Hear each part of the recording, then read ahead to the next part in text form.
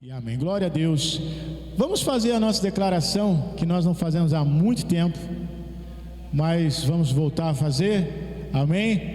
Vamos lá. Você pode pegar a sua Bíblia. Ih, pastor, não trouxe Bíblia. Usa a Bíblia no celular? Então levante o seu celular, não tem problema. Então vamos ficar de pé, vamos fazer as nossas declarações. Pegue aí a sua Bíblia. E se você não tem Bíblia, levante o seu celular. Ih, pastor, não tem nem Bíblia no celular. Então tá difícil, hein? Aí tá complicado, hein? Não tem nem Bíblia no celular. Vamos lá. Esta é a minha Bíblia. Eu sou o que ela diz que eu sou. Eu tenho o que ela diz que eu tenho. Eu posso fazer o que ela diz que eu posso fazer. Hoje serei ensinado pela palavra de Deus. Ousadamente confesso que a minha mente está alerta, que o meu coração está receptivo. Estarei recebendo a incorruptível, indestrutível, sempre viva semente da palavra de Deus. Eu nunca mais serei o mesmo. Nunca, nunca, nunca. Eu nunca mais serei o mesmo. Em nome de Jesus. Amém. Glória a Deus. Aleluia. Aleluia. É maravilhoso, né? Declarar isso. O tema da nossa mensagem hoje é a intenção do coração de Deus. A intenção do coração de Deus. Sabe, é muito difícil saber a intenção do coração das pessoas, não é verdade? Às vezes as pessoas estão falando uma coisa, mas a intenção do coração é outra. A intenção do coração é algo mais profundo, irmãos. É algo mais... Esse microfone hoje está uma benção. Eu profetizo vitória sobre ele, em nome de Jesus. A intenção do coração é algo mais profundo. Não é simplesmente aquilo que a gente fala, porque muitas vezes a gente fala aquilo que a gente não quer, não é verdade? Embora a Bíblia fala que a boca fala do que o coração está cheio, mas com o tempo a gente aprende a esconder a intenção no coração. Eu mesmo já conversei com pessoas que falavam uma coisa e queriam outra. Irmãos, eu tenho um problema com isso muito sério, porque se você não for direto ao ponto falando, eu quero isso, eu tenho uma dificuldade de entender. Eu joguei um verde. Olha, eu não consigo entender verde. Eu não consigo nem entender lábios. Se você falar assim, eu vou falar, desiste que eu não vou entender. Eu já nem presto muita atenção, porque eu não vou entender. Então, a intenção do coração é algo mais profundo. Mas eu quero dizer uma coisa: com Deus não é assim. Com Deus, as palavras da sua boca representam fielmente a intenção do seu coração. Aleluia. Com Deus, as palavras da sua boca representam fielmente a intenção do seu coração. Sabe, tem muita gente que acha que a intenção do coração de Deus é, como eu falei hoje, trazer a justiça, e a justiça é punição. Sim, a justiça é punição, mas nós precisamos entender que a punição já foi aplicada, certo? Ninguém pode ser multado duas vezes pela mesma infração.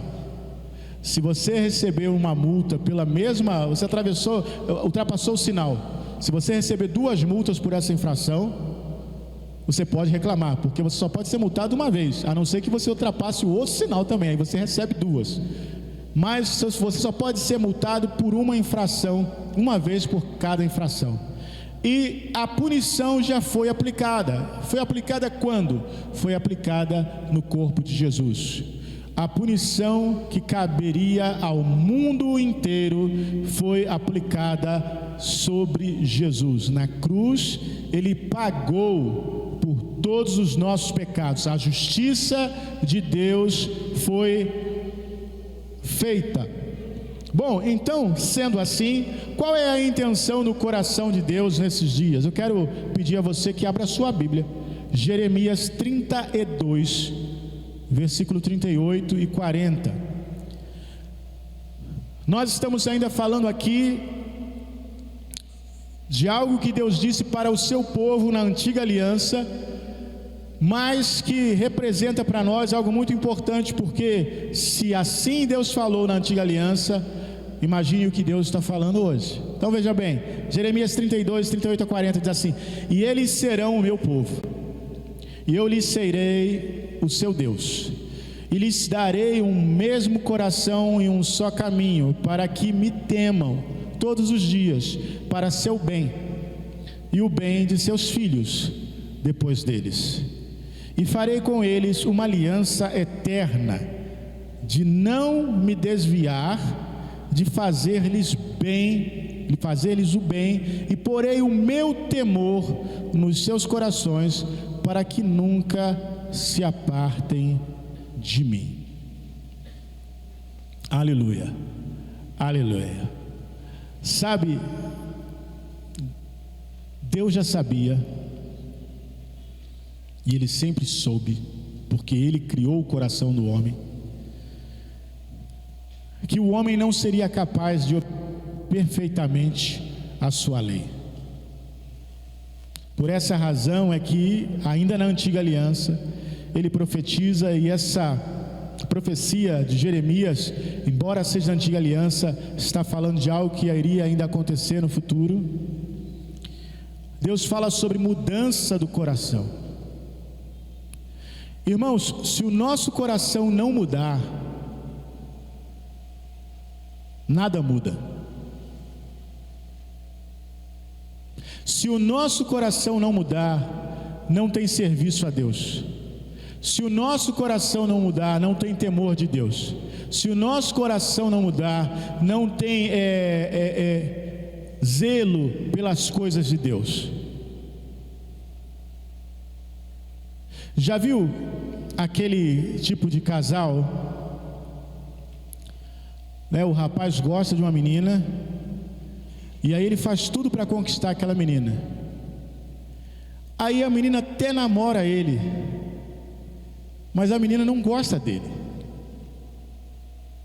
E ele faz de tudo, ele compra presente caro, ele faz de tudo, mas ela não gosta dele.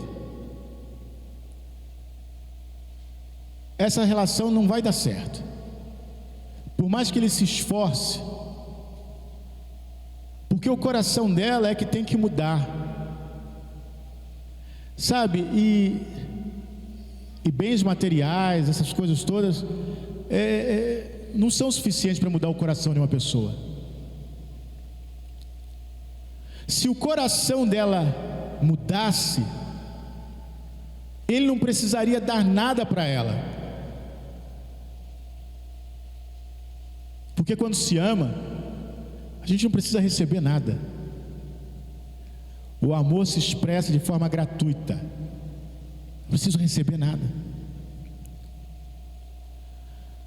Com Deus é assim também. Sabe, muitas vezes nós queremos que as pessoas obedeçam a Deus, façam as coisas de Deus, mas se o coração não mudar, irmãos, não adianta. Não adianta. É por isso que Deus está falando aqui: olha, eu vou dar a vocês um novo coração, um novo caminho, para que vocês me temam todos os dias. Agora, deixa eu falar esse temor. Tem muita gente, eu já vi alguém pregando assim, e eu, na época eu era adolescente, eu fiquei, meu Deus, a gente se impressiona com as coisas, fala assim, meu Deus, que coisa tremenda. O homem era um piloto de avião, e ele tinha ficado cego, e ele estava dando o seu testemunho, e ele disse lá que, eu não me lembro muito bem a história, mas quando ele sofreu o acidente lá do avião, ele viu a face de Deus, e ele ficou cego, e ele teve medo, e ele falou, você tem que ter medo de Deus. Eu fiquei, hoje eu sei, não é bem assim, irmão, vamos mudar a história. Não foi Deus que fez o avião dele bater, nem ele ficar cego, não foi nada disso, tá? Mas na época era isso que ele acreditava, e ele pregou lá, e sabe como é que é crente, né? Glória a Deus, aleluia, aquele negócio todo. E eu fiquei impressionado com aquilo, mas não é esse medo, sabe, irmãos, os filhos que têm medo da mãe ou do pai, é um relacionamento estranho. O relacionamento ideal de pai e filho não é de medo, é de temor, temor respeitoso. Eu sei que tem alguns filhos que falam assim: se eu fizer isso minha mãe vai me bater, e às vezes, como ele tem medo de apanhar, ele faz. Mas não é simplesmente o medo de apanhar, não é isso, é o medo de decepcionar. Eu acho que esse é muito maior do que o medo de apanhar. Eu já vi isso. Eu já contei aqui do filho que fez ele aprontou uma, mas ele foi um artista ali, ele aprontou uma obra de arte ali, ele fez uma, que a mãe olhou para ele e falou: nada, virou as costas e saiu. Ele ficou tão desesperado, que ele falou: mãe, me bate, pelo amor de Deus, mãe, me bate, mãe, me bate, mãe. Por quê? Porque a mãe, ela ficou decepcionada, sabe? Então, quando a gente fala de temor de Deus, não é porque medo de ser punido por Deus, não. Eu amo tanto a Deus, eu quero agradar a Ele tanto, sabe, que eu tenho medo de decepcioná-lo, medo de desagradá-lo. Não, eu quero que a minha vida seja agradável. Eu não quero de maneira nenhuma, é disso que ele está falando aqui. Vou colocar isso, sabe para quê? Para o bem de vocês. Sabe que tudo que Deus coloca na palavra é para o nosso bem, irmãos?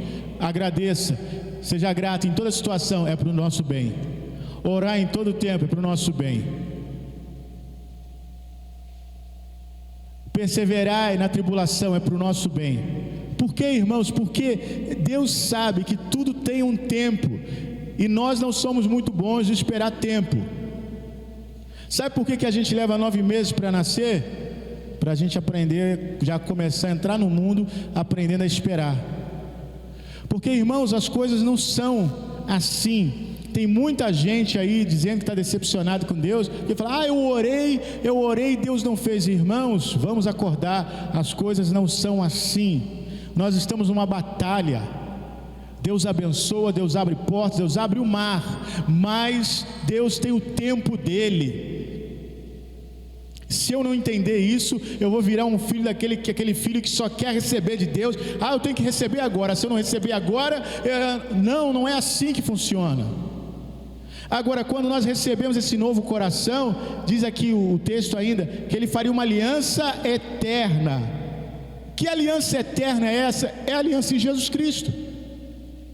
É a única aliança capaz de ser eterna. Sabe por que é eterna? Porque eu não tenho como quebrar. Se eu fosse responsável por essa aliança, eu quebraria, mas como eu não sou responsável, eu não tenho como quebrar. Quem é o responsável é por Jesus. Jesus fez essa aliança eterna. Eu não tenho como quebrar essa aliança que Jesus fez por mim. Versículo 41 diz assim: e alegrar-me-ei deles, fazendo-lhes bem, e plantá-lo-eis nesta terra firmemente, com todo o meu coração e com toda a minha alma. A intenção de Deus é abençoar o seu povo. Eu vou me alegrar deles. Eu vou me alegrar deles. Eu vou me alegrar deles, fazendo-lhes bem.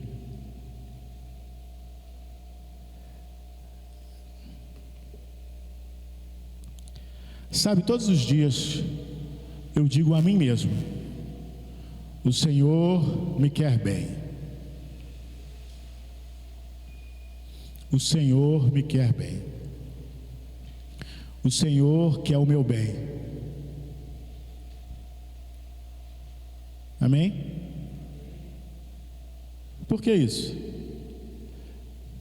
Se eu fizer isso todo dia, Deus vai me querer bem? Não.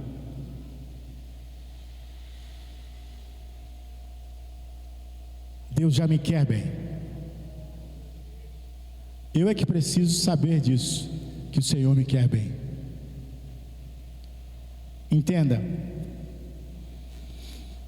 há uma campanha de marketing. E essa campanha de marketing, o título diz assim: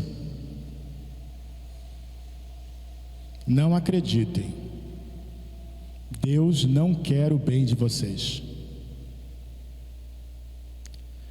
Essa campanha chega para nós todo dia. Não acredite, Deus não quer o seu bem, não. Não acredite, Deus não quer o seu bem. Como é que isso chega para nós? Fui dormir bem ontem, já acordei com a dor que eu não sei o que é isso. Deus não quer seu bem, não. Fui ligar para fazer o café, o gás acabou. Estou dizendo, Deus não quer o seu bem. Saí para trabalhar, atrasei, perdi o ônibus. Deus não quer o seu bem. Cheguei atrasado, para o patrão me deu uma bronca. Deus não quer o seu bem. Levei marmita, quando abri para comer, azedou. Deus não quer o seu bem.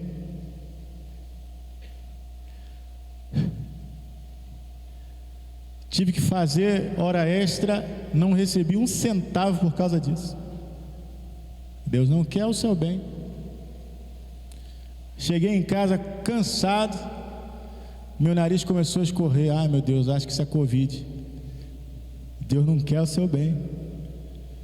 Irmãos, o tempo todo coisas estão acontecendo nesse mundo para dizer, ó, Deus não está nem aí para você, para fazer você acreditar que se Deus quisesse o meu bem, Ele já tinha me tirado dessa vida. Ele já tinha feito uma outra coisa aí para mudar a situação, não ia deixar isso assim. Pensa só em Ana e Penina. Conhece a história? Ana e Penina. Diz que Penina atormentava a Ana. Por quê? Porque Eucana tinha duas esposas, Ana e Penina. Penina tinha filhos e Ana não tinha. Então Penina atormentava a Ana. Mas isso não foi um dia, isso não foi uma semana nem um mês, irmãos, foram anos ela atormentando. Chegou ao ponto de Ana estar ajoelhada no templo orando, e o sacerdote Eli viu de longe, viu que a sua boca se mexia, igual novela mexicana, né? Mas não saía som. Falou, essa mulher está bêbada, é possível. Chegou e falou, você não tem vergonha não? Essa hora do dia e você já está bêbada? E ela falou, não meu senhor, eu não estou bêbada, eu não bebi bebida, eu sou uma mulher amargurada de espírito, porque todos os dias a sua rival a irritava, a constrangia. Ana orou ali, a Bíblia diz que Deus ouviu o clamor dela. Mas Deus não abençoou só a vida de Ana, não. Com a bênção que Deus deu a Ana, Deus abençoou Israel inteiro. Porque daquele sofrimento de Ana, irmãos, vamos entender uma coisa. Para nós darmos luz a uma bênção que não somente vai suprir a nossa necessidade, irmãos, mas uma bênção que vai ser bênção para muita gente, é muito sofrimento, irmãos. É muito sofrimento. A gente não entende por que isso, é porque Deus quer que a gente sofra? Não, é que o diabo quer que você desista. Não é Deus que quer que você sofra, é o diabo que quer que você volte atrás, que você desista. Por quê? Porque ele sabe que Deus vai gerar através de você uma bênção que vai abençoar muita gente. Muita gente. Então o que ele faz? Vou fazer pressão nesse sujeito para ele desistir. Vou fazer pressão para ele desistir. Mas Ana continuou.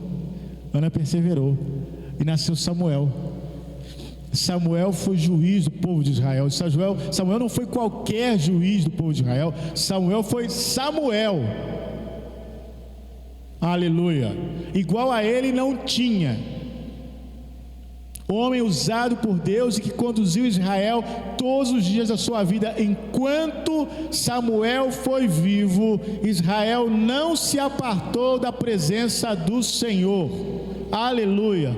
Você consegue compreender? Então por que as coisas são tão difíceis para nós, para os crentes? Por que tudo é tão difícil? Porque Deus está gerando algo que vai abençoar o povo todo. E não podia ser diferente. Você já pensou quantas vidas podem ser salvas através de você? Você já pensou quantas vidas podem ser transformadas através do seu testemunho? Você já pensou em quantas vidas podem ser alcançadas através da sua palavra? Sabe, irmãos, eu não vou dizer que gosto e que está tudo bem, não, mas eu entendo por que tanta dificuldade. Eu entendo. Porque, irmãos, se aliviar um pouquinho, meu filho, nós entramos com tudo e vai ter Jesus até na lua. Eu já falei isso. Ter Jesus até na lua. Então tem que segurar mesmo, tem que dificultar mesmo, porque se demole, nós arrebentamos com tudo, vai ser Jesus em tudo quanto é canto. Irmãos, se demole, a gente bota Jesus em tudo quanto é rádio, televisão, em tudo. É um absurdo, esses crentes estão tomando tudo. É isso mesmo. Sabe por quê? Porque as outras coisas são tudo muito bonito, mas não pode dar vida. Não pode dar vida, sabe? A única coisa que pode dar vida é o Evangelho. É o Evangelho de Jesus Cristo, é isso que traz vida. Então, especialmente nesse tempo, que está todo mundo pensando aí que vai acabar o mundo, que tem terremoto, que tem tsunami, tem isso, aquilo, outro, todo, e tá todo mundo... essa é a hora de receber Jesus Cristo. Porque embora ainda seja o princípio das dores, nós não sabemos o nosso tempo. Pode ser que ainda faltem 100 anos para Jesus voltar, mas nós não sabemos se temos mais um dia para viver. Então essa é a hora, é por isso que a Bíblia fala do dia que se chama hoje. Então veja bem, você precisa acreditar, não nessa campanha que diz que Deus não está nem aí para você, que Deus não quer o seu bem, mas acreditar na palavra de Deus que é eterna e que diz: eu vou me alegrar deles, aleluia, fazendo-lhes bem, aleluia. Eu vou me alegrar deles. Como é que eu vou me alegrar deles? Fazendo bem para eles, aleluia. Já viu aquilo, né? Você que é pai, você sabe o que eu estou falando. Seu filho queria alguma coisa lá, um presente, não sei o que, e você, meu Deus do céu, como é que eu vou fazer isso, meu Deus? Pai e mãe, né? Tem pai e mãe. E aí você rala, faz, você deixa de almoçar, você faz tudo, e compra o que seu filho queria lá e você dá. Você sabe, seu filho nem imagina o quanto custou aquilo. Você sabe quanto custou. Mas quando você vê a alegria da criança lá com o brinquedo, com aquilo que ela queria, você fica satisfeito, você se alegra. Deus é um pai que se alegra em abençoar seus filhos. Mas deixa uma coisa, só tem uma diferença entre Deus e nós nesse sentido. Lógico, o amor dele é muito superior, mas não é essa a diferença não. A diferença é que nós muitas vezes temos que trabalhar muito para dar as coisas aos nossos filhos, para dar qualquer coisa aos nossos filhos. Deus não precisa. Ele é riquíssimo. Ele pode dar tudo o que nós precisamos. E a boa notícia é que Ele quer abençoar. Ele se alegra em fazer o bem. Olha o versículo 42. Porque assim diz o Senhor: como eu trouxe sobre este povo todo este grande mal, assim eu trarei sobre ele todo o bem que lhes tenho declarado. Aleluia. Aleluia. Assim como Deus no passado trouxe o mal pela punição, porque era a lei. Ele vai trazer tudo bem. Irmãos, imagine nós, que não estamos debaixo da lei, que não estamos debaixo da punição. Nós não recebemos a punição, irmãos, só a bênção. É por isso que tem gente, mas como é que pode falar isso? Irmãos, eu estou falando para aqueles que creem em Jesus. Deixa eu explicar como é que funciona o Evangelho. O Evangelho é o seguinte, são boas novas, certo? Então, eu anuncio as boas novas para aqueles que ainda não conhecem, ok? E conto como é que são as coisas. Mas eu também anuncio para os crentes tudo aquilo que está incluído dentro dessas boas notícias. Aí o que é que acontece? A sua vizinha que não sabe, começa a escutar e fala assim, mas como é que é isso? Mas o que é isso? Como assim que é isso aí? Não, é que Jesus mas eu nunca ouvi isso não, mas é assim, Já viu aquela conversa de vizinha? De porta em porta, menina, olha, tu viu aquela loja que abriu ali? Menina, mas tem umas roupas, olha, uma coisa barata, hein? É muito barato, olha, eu fiquei impressionado, tão barato, e boa, hein, qualidade. Aí a outra assim, o que vocês estão falando aí? Não, é que uma loja ali, aonde? Como é que é? Irmãos, é assim que funciona o Evangelho, irmãos. Mas tem gente que acha que prega o Evangelho assim, porque vai todo mundo para o inferno, hein? Quem não aceitar Jesus, vai tudo morrer queimado, vai com um cão. Não é isso, irmãos. A boa notícia é que Jesus morreu na cruz e você não tem que queimar no inferno com cão. Essa é a boa notícia. Então, quando a gente começa a falar dessa bondade de Deus, irmãos, as pessoas querem saber, mas como é que pode? Aí tem gente que questiona, mas como é que Deus é tão bom assim e morre tanta criança? Como é que Deus é tão bom assim e acontece isso? Aí você tem que explicar do início, né? Não tem jeito. Aí você vai explicando do início, o que é na verdade. Mas a boa vontade de Deus está sobre os crentes. Pastor, mas por que você fica falando isso? Porque, irmãos, eu estou cansado de ver gente falando um monte de bobagem e só jogando os crentes para baixo, e os crentes não melhoram em nada. Já viu isso? Olha que homem de Deus tremendo, é só chicote, e os crentes saem dali, ou tem até aqueles que comentam assim, fala a Deus, mas é o primeiro a pecar também. Isso não resolve nada, irmãos. O que resolve, sabe o que é? É amar tanto, sabe por quê? O que evita maridos? O que faz com que os maridos não traiam suas esposas e vice-versa? Não é o medo de ser pego, porque já está provado que o ser humano ultrapassa esse medo de ser pego. Mas sabe o que realmente impede do marido trair a esposa, da esposa trair o marido? O amor. O amor. Se eu amo, eu não quero magoar. É isso que a palavra diz. O amor não se ensoberbece, não se ufana. O amor não busca os seus próprios interesses. O amor, ele tudo sofre, tudo crê, tudo suporta. O amor jamais acaba. É isso que é o amor que faz. Então o que resolve nosso problema com Deus? É o amor. Quando eu entendo o amor de Deus, que o amor de Deus foi derramado no meu coração, e eu começo a buscar viver esse amor, irmãos, tudo muda. Tudo muda. Estamos olhando as coisas do lado invertido. Estamos pensando, não, tem que punir esse povo para eles saberem o que é Deus. Não, olha só, se você não amar ao Senhor, irmãos, não tem o que fazer. Talvez você já tenha tido um filho assim, ou tenha um filho assim, ou já tenha sido um filho assim, que o pai e a mãe sapeca, sempre sapeca, mas ele está sempre aprontando. Sabe por quê? Porque isso não resolve, irmãos. Tem uns que são tão bonzinhos que se botar ali, ele hoje, volta amanhã, ele ainda está ali. Não é verdade? Olha, essa criança é tão boa, se você esquecer no mercado, pode no dia seguinte que ele está lá no mercado esperando. Não é verdade? Tem uns que são assim, mas tem uns que não. Tem uns que se você soltar a mão, de repente já era, já sumiu. Com esses, não adianta, só o amor de Deus.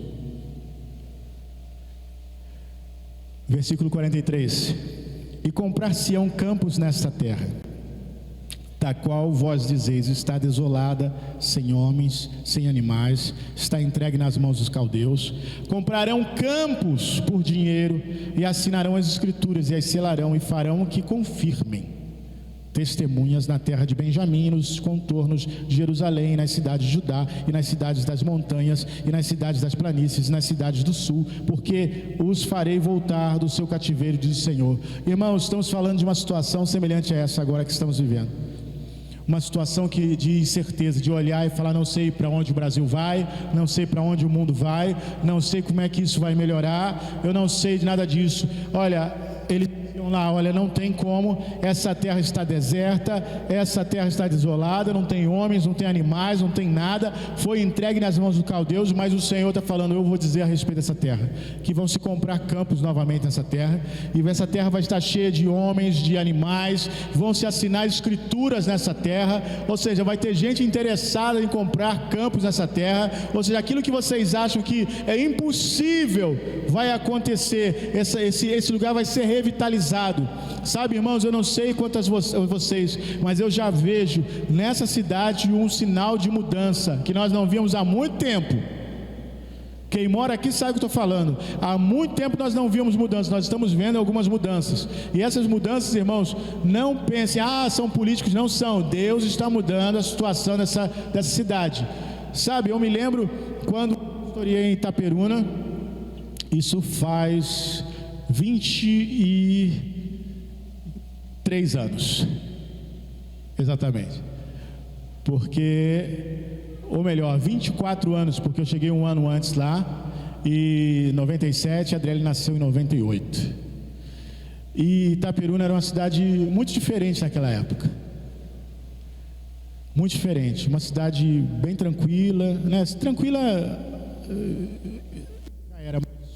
era bem diferente. E depois de alguns anos eu tive em Itaperuna de novo e me assustei com Itaperuna, porque tinha crescido muito, e é uma cidade bem no interior, e tinha crescido e mudado muitas coisas. E eu falei, meu Deus, que coisa tremenda, né? Como a cidade cresceu. E naquelas épocas, quando eu comecei a pastorear lá em 97, parecia que não ia acontecer isso, não tinha nenhuma assim. Era uma cidade abençoada e tudo, mas o que ela cresceu 10 anos depois foi assim assustador. E Teresópolis, por exemplo, durante muito tempo ela ficou estagnada. A gente vê isso, né? A gente sabe que depois de 2011 a nossa cidade teve uma queda muito grande e difícil de se levantar. A gente passou muitos anos com muita dificuldade de se levantar. E aí veio essa pandemia, mas eu creio que Deus está fazendo algo nessa cidade. E aonde as pessoas dizem, isso aí não vai... Olha, aqui vão vir pessoas, existem pessoas, como eu falei, a pessoa perguntando para morar em Teresópolis, vão vir pessoas para essa cidade que vão mudar a cara dessa cidade, que vão mudar a estrutura dessa cidade. Nós vamos ver, irmãos, como essa cidade vai crescer ainda. Eu profetizo isso em nome de Jesus. Eu me lembro quando eu falei sobre a rua São Pedro, que mudaria e seria uma rua comercial, quando não tinha praticamente nada lá. Tinha um mercado só, a padaria ali embaixo, não tinha praticamente nada ali. E Deus de repente mudou tudo e veio uma outra loja, outra loja.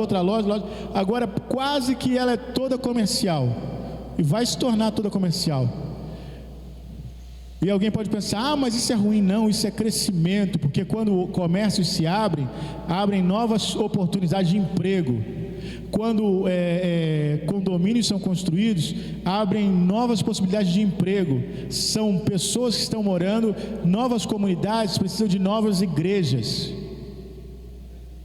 Aleluia, aleluia, amém? Você crê nisso? Então, o que eu estou falando aqui? Qual a intenção de Deus?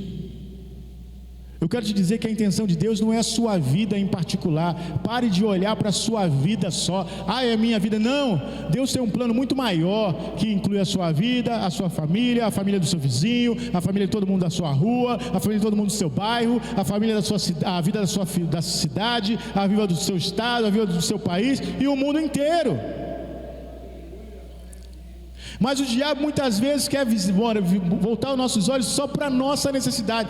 Eu preciso disso, se eu não tiver isso eu morro, se eu não tiver isso eu vou ficar mal. Não, Deus tem um plano muito maior, e você está inserido nesse plano maior de Deus. Aleluia. Mas sabe o que acontece quando você olha só para você? Você não age na vontade de Deus, nem no que diz respeito à sua vida, quanto mais na vida dos outros. Porque qual o pensamento que vem na sua cabeça? Eu não ajudo nem a mim, vou ajudar quem? Não é você que vai ajudar você, nem a ninguém. É Deus, através da sua vida, que vai ajudar. Sabe, irmãos, Deus já me usou em momentos que eu nunca imaginei. Deus já me usou falando coisas que eu jamais pensei que usaria. Deus já me usou em momentos que eu pensei assim: meu Deus, que besteira que eu estou fazendo. Aí de repente alguém fala assim: pastor, aquilo que o senhor falou foi de Deus para a minha vida. Eu falo assim: ainda bem, porque eu pensei que eu estava fazendo a maior bobagem. Bom, pastor, aquilo, olha, de Deus, Deus ali me curou, Deus ali me abençoou, Deus ali abriu porta para mim. Glória a Deus por isso. Glória a Deus por isso. E é assim que Deus faz, irmãos, é assim que Deus quer fazer. Vamos ver o exemplo de José, para nós terminarmos. Gênesis capítulo 50, versículo 19. Gênesis 50, versículo 19.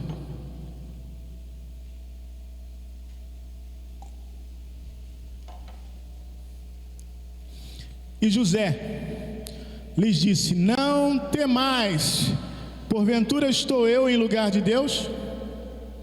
Vós bem intentaste mal contra mim, porém Deus o intentou para bem, para fazer como se vê neste dia, para conservar muita gente com vida.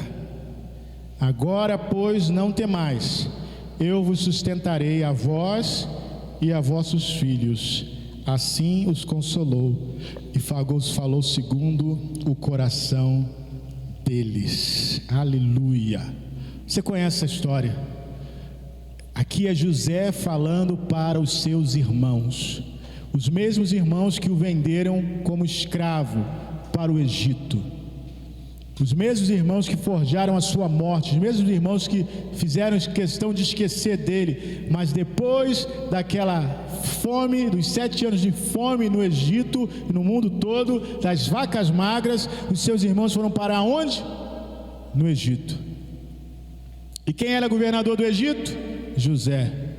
E a quem que Deus disse para guardar e conservar alimentos? José.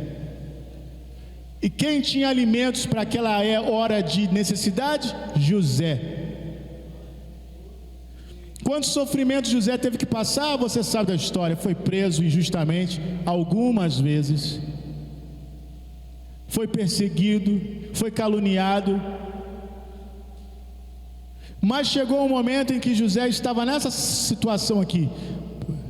Compreendia que ele não estava no lugar de Deus, Deus está acima. Mas ele entendeu que o mal que vocês intentaram contra mim, Deus intentou o bem. Aleluia. Então o mal que as pessoas pensam com você, não se preocupe, Deus intenta o bem. Alguém está querendo me fazer mal, Deus intenta o bem. Alguém está me caluniando, inventando história de mim, falando de mim, Deus tem a intenção boa com respeito a mim. E Deus vai mudar isso a meu favor. Deus vai transformar isso a meu favor. Deus intentou o bem para mim, mas sabe para quê? Para fazer como nesse dia se vê, para conservar muita gente. Lembra que eu falei? Não é só para você não, muita gente com vida. Aleluia. Muita gente com vida. Essa é a intenção do coração de Deus. Aleluia. É por isso que às vezes é no meio de sofrimentos, irmãos, mas a intenção é de conservar muita gente com vida. Não temais, eu vou sustentar vocês agora. Aleluia. a vocês e os filhos de vocês. Aleluia, aleluia. Olha que coisa tremenda. Aquele que foi perseguido, foi caluniado, foi preso, foi vendido como escravo, agora está dizendo: eu vou sustentar vocês. Irmãos, vale a pena suportar a perseguição, às vezes o abandono, às vezes a dor, às vezes as limitações, as lutas. Deus quer colocar você numa posição de abençoar as pessoas. Essa é a intenção de Deus. Então não tenha a visão somente, porque eu preciso disso, porque eu preciso daquilo. Todos nós precisamos de muitas coisas, mas Deus quer que você esteja disponível para ser uma bênção para muita gente. Último versículo, nós vamos encerrar. Salmo 33, versículo 11.